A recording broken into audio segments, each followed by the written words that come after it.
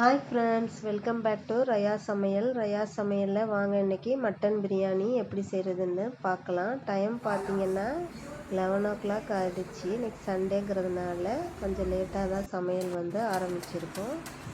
இப்போ அதுக்கு தேவையான ஆனியன், டொமேட்டோ, சில்லி எல்லாம் கட் பண்ணி வச்சுக்கோங்க. இது 1 kgக்கான பிரியாணி. இதுக்கு தேவையான அளவுக்கு ஆனியன்லாம் கட் பண்ணி வச்சுக்கோங்க. குக்கரில் ஆயிலை ஊற்றிட்டு ஆயில் நல்லா ஹீட்டான பிறகு நம்ம கட் பண்ணி வச்சுருக்க ஆனியனை இதில் சேர்த்துக்கலாம். ஆனியன் நல்லா ப்ரௌனிஷாக வர வரையும் நல்லா வதக்கிக்கோங்க. இதுக்கு 200 கிராம் அளவுக்கு இஞ்சி பூண்டு பேஸ்ட்டு எடுத்துக்கோங்க. ஆனியன் நல்லா வதங்கின பிறகு இஞ்சி பூண்டு பேஸ்ட்டை இதோட சேர்த்துக்கோங்க. அதையும் நல்லா வதங்கிக்கோங்க. அதனுடைய பச்சை வாசனை போகிற வரையும் நல்லா வதக்கிக்கணும். நல்லா வதங்கின பிறகு நாம் கட் பண்ணி வச்சுருக்க மட்டனை இதில் சேர்த்துக்கலாம். நான் 1 கிலோ இதில் மட்டன் சேர்த்துருக்கேன்.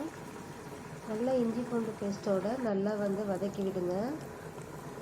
இது வதங்கிட்டுருக்கிற சமயத்தில் நம்ம கட் பண்ணி வச்சுருக்க தக்காளி, மிளகாய் எல்லாத்தையும் இதையும் சேர்த்துக்கலாம். இதுக்கு தேவையான ஸ்பைசஸ்லாம் நம்ம எடுத்து வச்சுருக்கோம். அதையும் இதோட ஆட் பண்ணி நல்லா மிக்ஸ் பண்ணிக்கலாம்.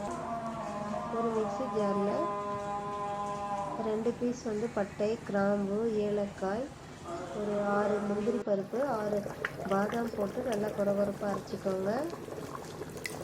1 டேபிள் ஸ்பூன் அளவுக்கு தேங்காய் பூ சேர்த்து இதோட பேஸ்ட் பண்ணி வச்சுக்கோங்க. அதையும் இதோட சேர்த்து நல்லா மிக்ஸ் பண்ணிக்கலாம். இப்போ அதுலேயே லெமன் நம்ம சேர்த்துக்கலாம். லெமன் சேர்த்த பிறகு தேவையான அளவுக்கு தண்ணி விட்டு கொஞ்ச நேரம் வேக விடுங்க. வெந்த பிறகு நாம் இப்போ ஊற வச்சிருக்கிற அரிசியை இதில் சேர்த்துக்கலாம். இப்போ பாருங்கள், நமக்கு நல்லா ஒரு டேஸ்டான பிரியாணி ரெடி ஆகிடுச்சு. இந்த மாதிரி நீங்களும் ட்ரை பண்ணி பாருங்கள். இதனுடைய ஸ்பைசஸோட மெஷர்மெண்ட் நான் டிஸ்கிரிப்ஷனில் கொடுக்குறேன், பார்த்துக்கோங்க. தேங்க்யூ.